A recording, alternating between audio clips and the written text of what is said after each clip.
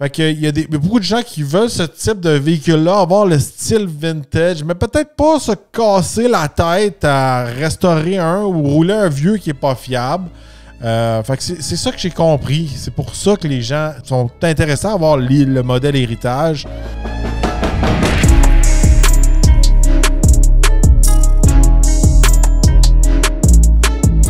Bienvenue au Talk Podcast. Aujourd'hui, essai routier du Ford Bronco 2 portes Héritage Limited. Oui, un Bronco 2 portes. Ça faisait longtemps que je voulais essayer le 2 portes parce que tous les Broncos que j'ai eu à l'essai, c'était des 4 portes. Puis depuis le début, je voulais essayer le 2 portes. Voir comment il se comportait, s'il y avait une grosse différence, s'il y avait des plus ou des côtés négatifs à avoir le 2 portes. Fait qu'aujourd'hui, je vais vous en parler surtout du 2 portes et aussi de l'édition Héritage. Puis aussi regarder un petit peu si ça vaut la peine. Puis pourquoi qu'il y a une édition Héritage. Fait que, histoire courte, Héritage, on ramène un style rétro, côté peinture, côté style, côté roue, tout ça. On va y aller avec le design, là, mais pour vous dire qu'est-ce que c'est Héritage, en gros, c'est ça. Les premiers héritages que j'ai vus, j'étais comme je trouvais qu'ils étaient tous très chers, puis je comprenais pas trop le pourquoi de faire un héritage. Puis, je vais être franc avec vous, après avoir passé une semaine de temps avec le héritage, j'ai comme compris pourquoi ils amènent ça chez Ford. Puis j'ai compris aussi quel genre de clientèle va aller chercher ce type de véhicule-là. En gros, on vient rechercher la nostalgie des anciens véhicules comme les Broncos, comme le Scout que j'ai parlé, les anciens Jeep, tout ça.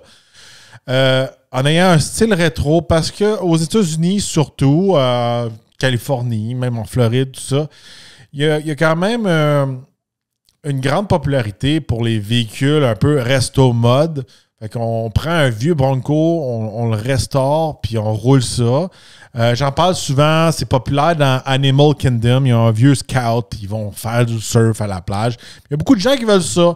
Mais je peux vous dire que avoir un véhicule qui est assez fiable de ces années-là, on va se le dire, c'est des camions que ça roulait un petit peu tout croche. Puis pour qu'on en ait un qui est fiable, puis qui roule bien, puis soit agréable de nos jours, ça coûte extrêmement cher. Puis les vrais beaux resto mode, on peut facilement débourser de 100 000 à 200 000 $.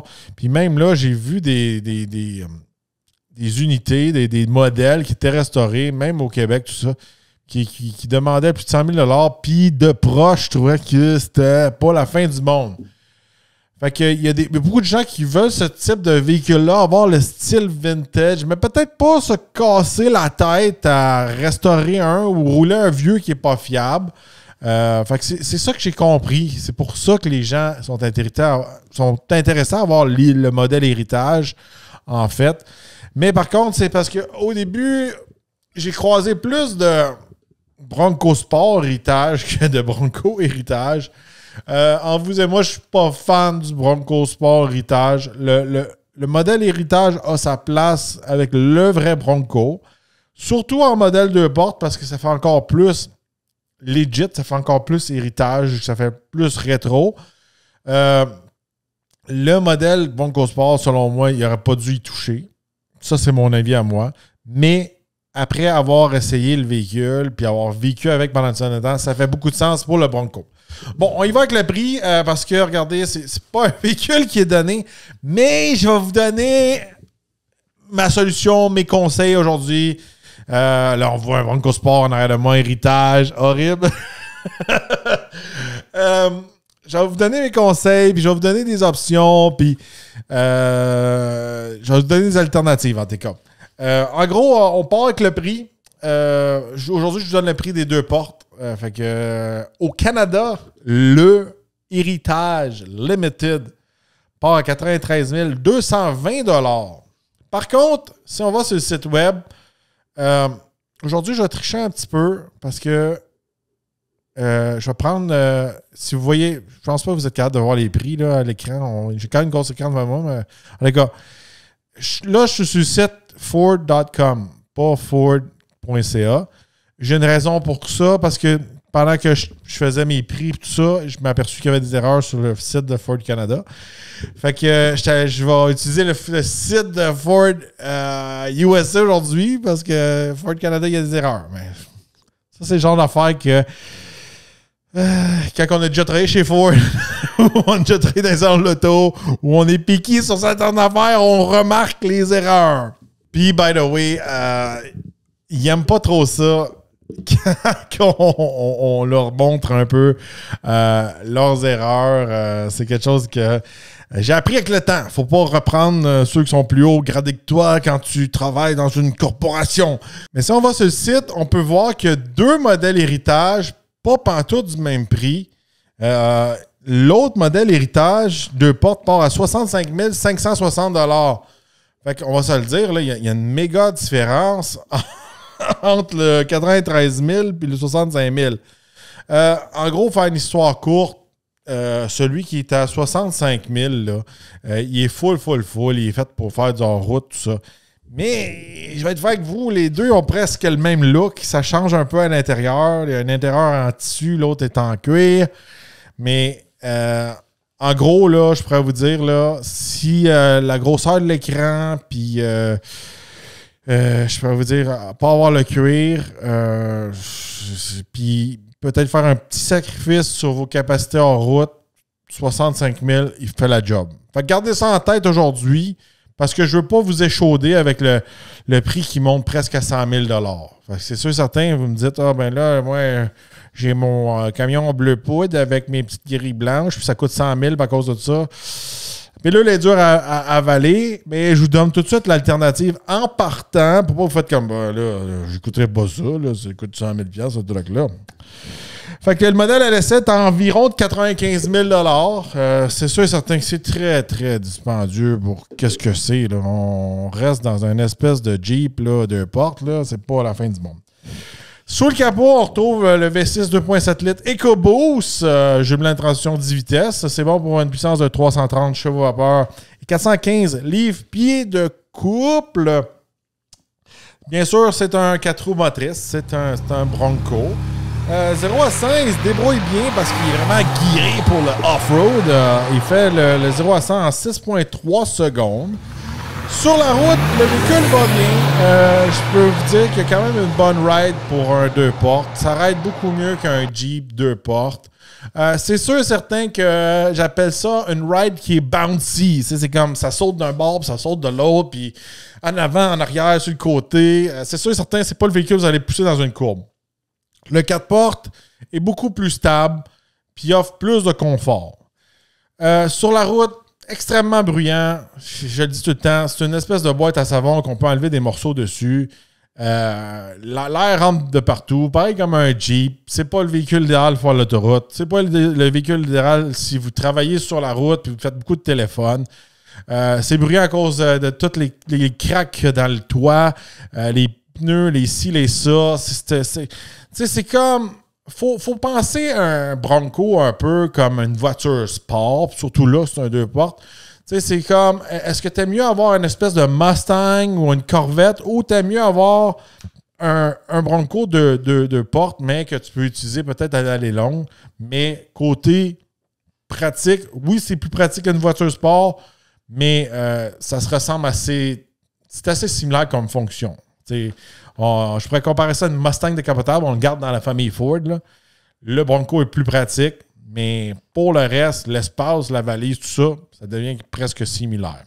Côté design extérieur, regardez, là, j'ai le jaune derrière moi. Le jaune est horrible. Ça, moi, c'est pas ma couleur préférée.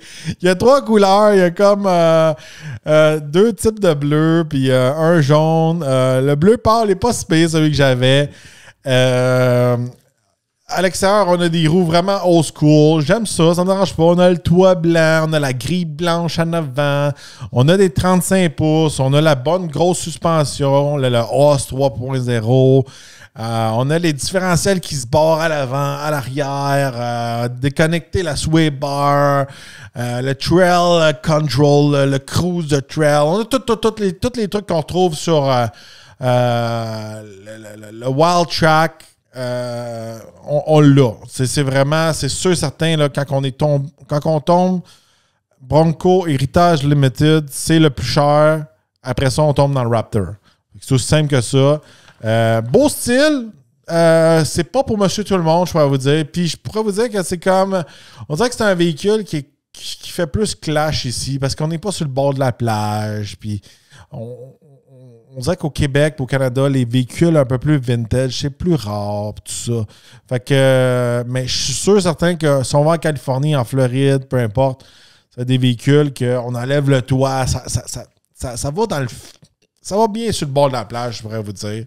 De ce côté-là. Si on passe à l'intérieur du véhicule, un très bel intérieur parce que là, on a l'espèce de combo un peu vintage, puis un peu l'espèce de brun, je pourrais vous dire que j'appelle ça un peu genre King Ranch, là, que j'appelle ça. J'aime ça. À l'intérieur, c'est sharp, c'est différent des autres Bronco. Oui, on a beaucoup de blanc, mais c'est fait pour être vintage. Devant nous. Un gros écran. On voit très bien dans les caméras de recul, tout ça. On a des boutons sur le top pour faire fonctionner tous nos différentiels, etc. On a des switches au plafond pour mettre des auxiliaires si on veut mettre des winch, des lumières, ces choses-là. Les cadrans devant nous, tout est digital, tout est très bien. On a des poignées, tout est rugged à l'intérieur. C'est sûr, certains 2 portes, c'est pas l'idéal pour aller à l'arrière. C'est pas pratique, là. Rentrer et sortir à l'arrière, si vous êtes moindrement grand, ça peut être un défi. C'est vraiment fait pour les petits-enfants. Même là, je pourrais vous dire, là, nous, on était filmé avec notre enfant de 3 ans, puis on a mis son banc en arrière, puis juste rentrer le banc en arrière, c'était comme un bon défi, là. C'était pas pratique, là. Fait que ça, c'est sûr et certain que faut aimer le 2 portes parce que c'est un méga sacrifice au-dessus du 4 portes. C'est sûr et certain que le 4 portes, beaucoup plus de place, surtout à l'arrière. La valise est similaire, tout ça, mais on sacrifie beaucoup, beaucoup de place à l'arrière de ce côté-là. Par contre, c'est sûr et certain que quand on a le petit gabarit du 2 portes, on remonte beaucoup les capacités hors route à basse vitesse. Fait que se revirer dans une trail, faire un U-turn, monter à travers des bosses, ces choses-là, plus qu'on rapproche les roues, plus qu'on a moins de chances de... j'appelle ça rester pogné comme sur une butte là, qui est vraiment en triangle. Quand ton véhicule est trop long, quand tu fais du hors-route, des fois, si tu ne vas pas assez vite ou la butte est trop agressive, une butte en triangle, j'essaie de vous expliquer ça dans mes mots, mais on peut rester pogné sur le haut de la butte puis bloquer notre différentiel. Mais plus que on tombe avec un short wheelbase, qu'on appelle en anglais, plus qu'on a moins de chances de rester pogné comme ça. C'est sûr et certain que côté hors-route, c'est le top du top. Surtout avec la suspension qu'on a dessus, les 35 pouces, tout ça. Ça monte comme une chèvre. Là. Je l'ai essayé un peu, je l'ai mis dans des bosses, ces choses-là. Où est-ce qu'il va se gâter à comparer du 4 portes ou d'autres modèles comme le Raptor, c'est quand on va à plus haute vitesse. Le 4 portes va être plus stable à haute vitesse en faisant du hors-route, en faisant n'importe quoi, en fait. Là. C'est sûr et certain que en ayant un wheelbase plus long, mais ça vient beaucoup aider de ce côté-là. Puis si vous aimez plus le hors-route de haute vitesse, mais là, le Raptor vient faire du sens parce que lui, il vient être encore plus élargi. C'est pour ça qu'il y a une grosse différence entre un Raptor puis un 2 portes. Puis c'est pour ça qu'il n'y a pas de Bronco Raptor 2 portes. Parce que là, il ne serait pas bon à haute vitesse. Les gars, j'espère que vous me suivez, là. Mais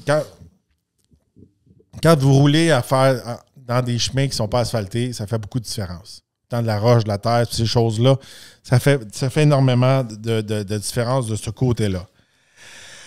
Si on continue, consommation d'essence, c'est sûr, certains y est guiré pour faire du hors-route. Même si c'est le 2 portes, c'est pas plus économique. Des fois, on dirait qu'ils sont encore moins économiques parce qu'ils guirent encore plus pour la hors-route. J'ai pas vérifié s'il y avait une différence de gear. Faudrait que je fouille de ce côté-là. C'est vraiment technique. Là. Mais même les Jeep, quand je conduisais un 2 portes, il prenait autant de gaz, c'est pas plus de gaz que les 4 portes. Je faisais un bon 13,5 litres au 100. Faut s'en attendre. Là. De ce côté-là, on roule des grosses roues. Ça, on est dans une boîte carrée. C'est pas aérodynamique. Puis, en tout cas, c'est fait pour du en route. On peut pas faire de miracle côté vraiment consommation d'essence. Côté remorquage, à cause que là, on est vraiment 2 portes, on peut tirer seulement 3500 livres. Il faut garder ça en tête. Une très belle édition, regardez. C'est vraiment un véhicule que, à cause que je l'ai essayé, j'ai changé d'idée. Parce qu'avant, j'étais comme...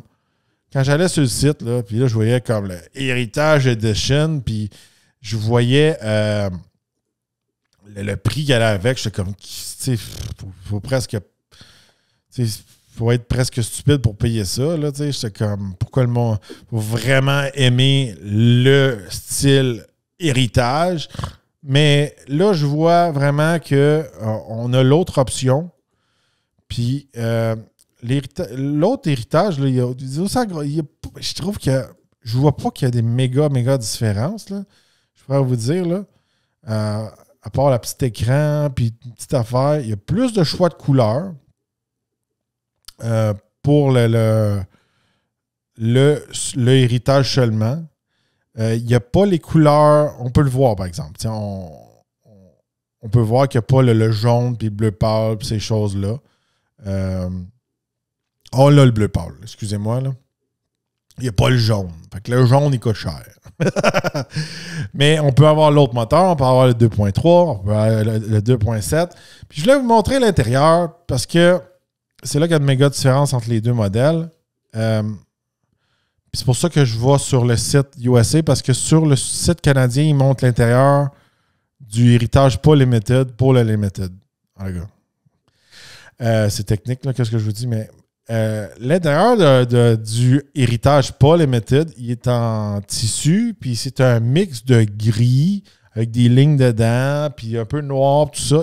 C'est très bel intérieur, je n'aurai aucun problème pour ça. J'aime beaucoup le cuir brun du limited, mais tu sais, c'est comme... 93 000, c'est vraiment dur à avaler. Là. Un autre modèle que je vais vous parler aussi aujourd'hui, c'est qu'on voit que chez Ford, on continue d'aller chercher dans notre héritage. Pour 2025, ils vont offrir l'édition Strobe pour 2 portes. Encore là, c'est un modèle qui va être offert. C'est un peu un style héritage, mais plus de courses, je pourrais vous dire. Il y a encore la grille blanche à l'avant, mais celui-là, il est comme un petit peu 3 couleurs, un peu bleu, blanc, rouge, USA. Mais c'est un héritage, mais c'est une édition spéciale qui rend héritage à un camion de course qu'il y avait en 1969, 1970, qui faisait le Baja, qui était un Bronco qui faisait le Baja. Fait que ça, je trouve ça très cool, qu'ils pigent dans leur héritage. On voit que chez Team Bronco, on va chercher dans le passé, puis dans le Team Mustang, on va pas trop, on fait des Dark Horse, puis on ignore le passé. Ça, tu sais, quand je vous parle d'aller chercher dans l'histoire des véhicules, puis jouer là-dedans, c'est important. Puis, tu sais, quand je vois qu'ils sont capables d'aller sortir un espèce de camion obscur que la majorité des gens, ils ne connaissent pas ce camion-là qui a fait le Baja. Surtout ici au Canada, c'est moins populaire. Mais ils peuvent aller chercher dans l'héritage du passé de la Mustang. Puis quand on parle des Cobra, des Mach 1, puis des etc., peu importe, c'était beaucoup plus connu que sortir un nom comme le Dark Horse. En tout cas, c'est mon 2 cents là, de God Mustang. Mais tu sais, qu'est-ce qui serait vraiment cool? Ce serait que l'héritage vienne avec le V8. Il fallait que j'en dise, là. J'ai pas le choix, là. Je sais que je suis fatigué avec ça, là, mais tu sais, le Bronco, là, ça a toujours été un peu comme le camion Mustang. Les deux, c'est comme des chevals, là. Tu sais, t'as le cheval Mustang, t'as le cheval Bronco, puis les deux avaient le même moteur dans le temps, puis ils devraient ramener ça. Peut-être s'ils arrêtent d'être toujours sur le dos des manufacturiers, puis ils slackent un peu les émissions, peut-être que même Ford vont avoir un petit peu plus Il va être plus lousse de mettre un V8, peut-être. Là. Fait que, dites-moi aujourd'hui qu'est-ce que vous en pensez du modèle héritage. 2 portes ou 4 portes? Héritage ou héritage limited ou le strobe? Quel qui vaut le plus la peine? Selon vous? Moi, regardez de mon côté, avant que je vous quitte, je pense que... le sweet spot reste encore le wall track, selon moi, là, à mon goût à moi. J'étais supposé avoir l'Everglade, mais il l'avait remplacé par l'héritage. J'aurais aimé ça essayer l'Everglade, mais j'étais content d'essayer le 2 portes. Alors, dites-moi dans les commentaires, quel est votre Bronco préféré? Lequel vaut plus son pesant d'or selon vous? Dites-le moi dans les commentaires, je vais regarder ça. Si vous êtes nouveau, n'oubliez pas de vous abonner, liker et de partager. Et on se revoit dans un prochain podcast.